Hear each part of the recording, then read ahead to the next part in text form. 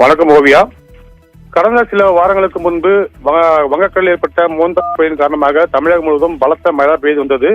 இந்த நிலையில மோந்தா புயல் வடகிழக்கு கடலில் வங்கக்கடலில் கடந்து வடகிழக்கு பருவமழை தாக்கம் குறைந்த நிலையில கடந்த 2-3 நாட்களாக மிகப்பெரிய அளவிற்கு வெயில் வாட்டி வதைத்தது.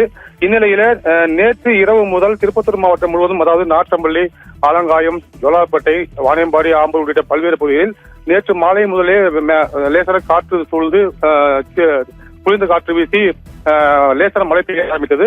அதனைத் தொடர்ந்து இந்த இரவு முழுவதும் மிதமான மற்றும் லேசான பெய்து வந்த நிலையில இன்று காலை முதலே திருப்பத்தூர் மாவட்டத்தில் கனமழை பெய்து வந்தது. ஏற்கனவே வானிலை ஆய்வு மையம் தெரிவித்த ஆய்வு மையம் தமிழகத்தில் 8 மாவட்டங்களில் கனமழை பெய்யக்கூடும் என்று அறிவித்த நிலையில் திருப்பத்தூர் மாவட்டம் உள்ளிட்டு அந்த அறிவிப்பு வெளியாகியிருந்தது. இந்நிலையில் காலையில் 6 மணி முதலே கனமழை பெய்த நிலையில மாவட்ட ஆட்சியர் சிவசவுந்தரவல்லி திருப்பத்தூர் மாவட்டத்தில் உள்ள பள்ளி மாணவர்களின் நலன் கருதி பள்ளிகளுக்கு மட்டும் இன்று விடுமுறை அளித்துள்ளார்.